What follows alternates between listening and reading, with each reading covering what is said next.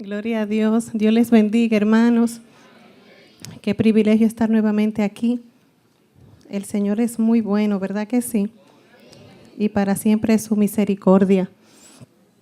Bien, hoy voy a iniciar haciéndoles una anécdota, no es un testimonio. Es algo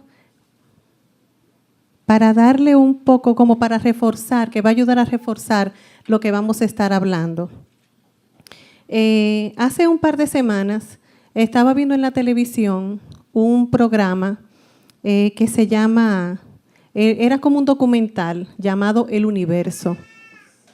Este documental lo estaba dando una persona que quizás muchos de ustedes han oído hablar de él, que es Stephen Hawking. Este señor es un físico, tiene un tremendo currículum, ¿verdad? Dice que él es un físico teórico, astrofísico, cosmólogo, especialista en el tema espacio-tiempo, especialista en hoyos negros o agujero de gusano. Esos son unos términos científicos. El agujero de gusano es algo que, según los científicos, cuando usted entra en una cosa de esa, puede aparecer en un lugar que está a millones de años luz o puede aparecer en otro tiempo, o en el presente o en el pasado. Esas son teorías, ¿verdad? Uno de los títulos de él es que él es físico teórico, ¿verdad? Otra característica que tiene este señor es que él es paralítico. Él no puede moverse, no puede ni siquiera hablar. Para él hablar lo hace a través de una computadora. Esa parte yo no la entiendo bien, pero parece como que está conectada a su cerebro y lo que él piensa, la computadora lo proyecta en una pantalla y lo dice en voz audible. Es una de las grandes mentes de este tiempo. Ha ganado muchísimos premios en el área, ¿verdad?, de la ciencia. Entre esos uno que creo que es el más grande, que es el premio Einstein. O sea, es una persona que en el ámbito científico, cuando dice algo, lo creen porque lo dijo él. O sea, es una personalidad, es alguien que es respetado en su área. Como les decía, el tema que él estaba tratando en ese documental era el universo. Allí él trataba de explicar el origen del universo. Bueno, una de las partes decía que cuando hablamos, ¿verdad?, de origen de universo, uno como que se interesa porque uno dice, bueno, necesariamente van a hablar de Biblia, ¿verdad que sí? Bien, estábamos viéndolo, mi esposo y yo ahí, y todo iba muy bien. Él lo planteaba de esta manera, como quien va de 10 a 0, 10, pero para que sea 10 tiene que existir 9, para el 9 el 8 y así sucesivamente. Y la idea era llegar al 0, o sea, donde no había nada. Él decía que el Big Bang, eso no es verdad, que no fue una mega explosión que resultó y de repente, bueno, pues el universo se creó. Él descalificó esa teoría. Y decía que el universo fue creado porque un protón, él fue como retrocediendo y usando términos que son conocidos para nosotros, términos de la tabla científica, elementos, todo eso. Y al final, él decía que, verdad, el Big Bang no fue necesario, pero que además, para la creación del universo, no se necesitó un creador. Entonces, ahí inmediatamente se prenden los sensores, ¿verdad que sí? Eso es en la parte científica. Él decía que el protón aparece y desaparece, y eso produce como que se produzca la materia. Me gustó porque Hamilton y yo inmediatamente comenzamos a utilizar términos bíblicos. Yo dije, pero ¿y quién hace que aparezca y desaparezca el protón? Pero me encantó la forma en que Hamilton lo dijo. Dijo, pero ¿a quién va el protón cuando desaparece? O sea, seguros ambos de que es necesario un creador. Les decía que no era un testimonio, sino una anécdota que va a ayudar a reforzar esto de lo que vamos a hablar hoy. Cuando yo veía eso, solamente dije, bueno, Señor, el que no está firme, el que no sabe en qué y en quién ha creído, lamentablemente, fácil desfallece su fe, fácil duda, fácil dice, bueno, pero mira, se ve muy creíble. vamos a ver en nuestras Biblias Efesios 4, del 14 al 15. Efesios 4, del 14 al 15.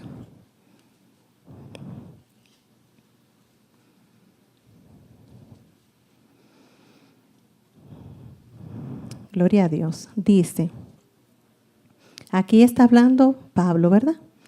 Dice, para que ya no seamos niños fluctuantes, llevados por doquiera, de todo viento de doctrina, por estratagema de hombres que para engañar emplean con astucia las artimañas del error, sino que siguiendo la verdad en amor, crezcamos en todo en aquel que es la cabeza, esto es Cristo. Así lo dice en Reina Valera. Yo quiero leerlo también en Nueva Traducción Viviente. Yo esa parte la imprimí porque mi Biblia es Reina Valera, ¿verdad? En Nueva Traducción Viviente dice, entonces ya no seremos inmaduros como niños, no seremos arrastrados de un lado a otro, ni empujados por cualquier corriente de nuevas enseñanzas. No nos dejaremos llevar por personas que intenten engañarnos con mentiras tan hábiles que parezcan la verdad. En cambio, hablaremos la verdad con amor y así creceremos en todo sentido hasta parecernos más y más a Cristo, quien es la cabeza de su cuerpo, que es la iglesia. Ok, pero ¿qué es una falsa doctrina? Una falsa doctrina, yo lo resumo así, es todo lo que está en contra de la palabra de Dios. Todo lo que en un solo punto, si tiene 700,000 puntos y en un punto se opone a lo que dice la Biblia, ya es falso. El Señor siempre está advirtiendo a su pueblo contra este tipo de cosas. Eso no es de ahora, eso viene desde la antigüedad. Vemos desde el Antiguo Testamento que el Señor siempre advertía al pueblo para que no se dejara llevar por corrientes extrañas. Cuando ellos llegaban a los diferentes pueblos, siempre les decía, no te contamines con los dioses de esos pueblos a los que yo te doy para que tú los conquistes. Moisés fue muy específico, el Señor fue muy específico cuando le dio los mandamientos a Moisés y le dijo cuál era la verdadera voluntad de Dios para su pueblo. Incluso después que Moisés muere, que Josué es el que está, vamos a decir, al frente del pueblo, todavía Josué, ya cuando estaba muy anciano, le dice al pueblo, lo podemos ver en Jueces 23, 7 y 8, le advierte al pueblo que no se contamine, que no se deje llevar de esas corrientes que, vamos, como en dominicano podría ser, mira, oigas lo que tú oigas, no importa lo que tú veas, no creas nada de eso, no te dejes llevar. ¿Por qué? Porque la verdad es lo que Dios ha estipulado en su palabra. Si vamos a leerlo, por favor, Josué 23, 7 y 8. Porque ahí habla de que no debemos servir a dioses ajenos. Josué 23, 7 y 8. Dice, para que no os mezcléis con estas naciones que han quedado con vosotros, ni hagáis mención, ni juréis por el nombre de sus dioses, ni los sirváis, ni os inclinéis a ellos, mas a Jehová vuestro Dios seguiréis, como habéis hecho hasta hoy. El Señor desde la antigüedad nos exhorta, nos motiva a servirle a Él. Pero servir, ¿qué implica? Implica hacer la voluntad de Dios, porque yo no puedo servir a una persona si esa persona me dice que me vaya para el norte y yo agarro para el sur. Cuando yo estoy al servicio de alguien, yo tengo que estar a disposición de esa persona, hacer lo que esa persona me diga y tratar de hacerlo en el menor tiempo posible porque no conozco la urgencia de la persona a la cual yo estoy sirviendo. Es necesario que nosotros, si estamos sirviendo a Dios, pues hagamos su voluntad. Cuando el Señor Jesucristo vino, Él tenía una misión y fíjense que los Stephen Hawking de la época, que eran los fariseos y escribas, que eran, ¿verdad?, los más conocedores de todo, trataron de desviarlo y lo confrontaban y, como decimos, les tiraban su cascarita pero el Señor se mantuvo firme en a qué era que él había venido, cuál era el propósito del Padre, y él mantuvo su mirada puesta en eso y no se desvió ni a derecha ni a izquierda, sino que él se mantuvo haciendo lo que le correspondía, sin importar que fueran los doctores en la ley. Él se mantuvo en lo que era, lo que Dios le había mandado, en cuál era la voluntad del Padre. De la única manera que nosotros podemos conocer cuál es la voluntad de Dios es escudriñando las Escrituras. Cuando yo veía este documental, yo decía, wow, todo lo que él iba diciendo iba muy bien hasta el punto en que él sacó a Dios del cuadro. Si queremos saber cuál es el origen de la creación, es muy sencillo. Vamos a Génesis. Ahí está.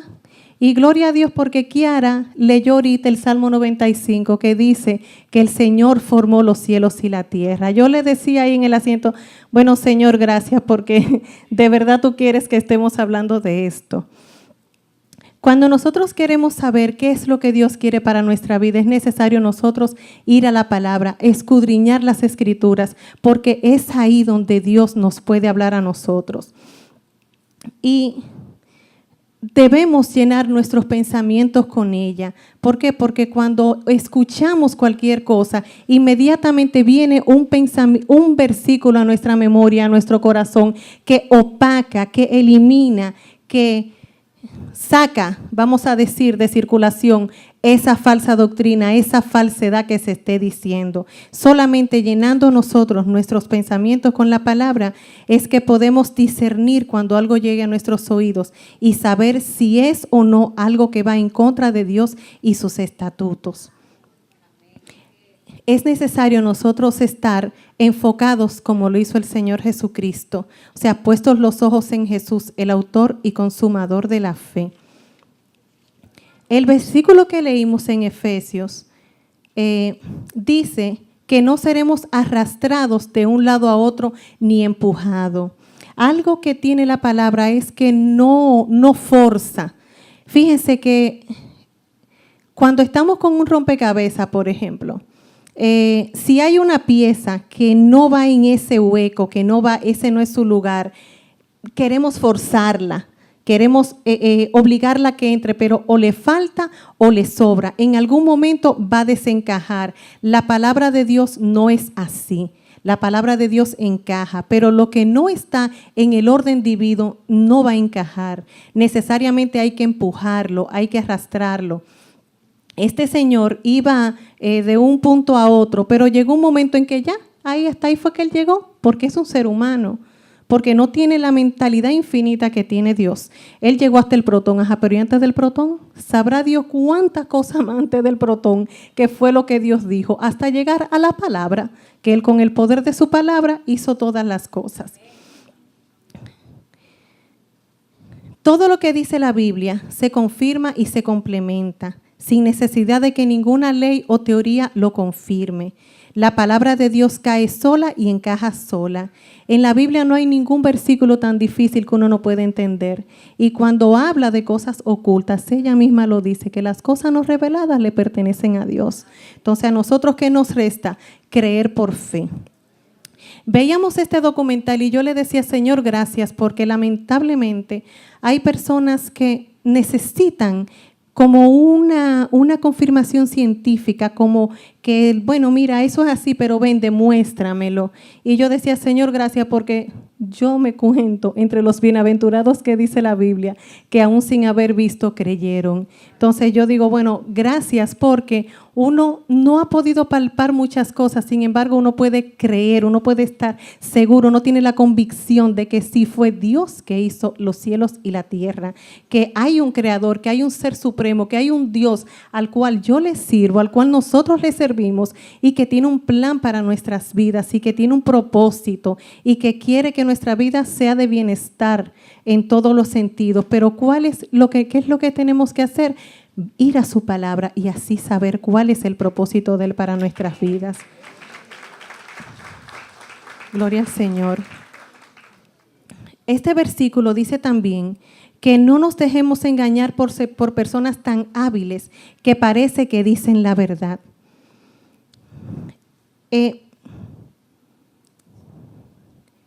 Parecía cierto, ¿verdad? Todo lo que él decía. O sea, ellos llegan a un punto y quieren convencer que es el final del camino, pero bien dice la palabra que Cristo es el camino. Quieren convencernos de que esa es la verdad, pero bien dice la palabra que Cristo es la verdad, porque él mismo lo dijo, que es el camino, la verdad y la vida. O sea, no hay otro camino. El final del camino es Cristo, porque Él es el camino. ¿Cuál es la verdad? Jesucristo, porque Él es la verdad. Es fácil que nos confundamos cuando no estamos empapados de la verdad. Si no escudriñamos las Escrituras y andamos por ahí desprotegidos, cualquier cosa que escuchemos la vamos a dar por cierta. Hay una corriente ahora mismo y es que la gente todo lo que ve en las redes lo cree. El otro día veía que se murió no sé quién y de repente, bueno, desmintieron todo eso, pero ya muchísima gente habían compartido la información. O sea, hay como una necesidad de saber en el mundo y lamentablemente todo el que quiere decir cualquier cosa, la gente se lo cree. Nosotros estamos llamados a creer lo que dice la Biblia, no lo que diga cualquier persona por ahí. Esto generalmente ocurre cuando lo dice una persona de renombre, que es más fácil que las personas lo den por cierto. Y no hay persona que tenga un nombre, sobre todo nombre, como lo tiene Jesucristo. O sea, lo que Él dice en su palabra, eso es lo que debemos de creer. Esto es un ejemplo en la parte científica, pero se da en cualquier área de la vida. En la parte espiritual, lamentablemente hay personas que quieren transgiversar lo que dice la palabra. O sea, con la misma palabra agarran un versículo y lo ponen como no es.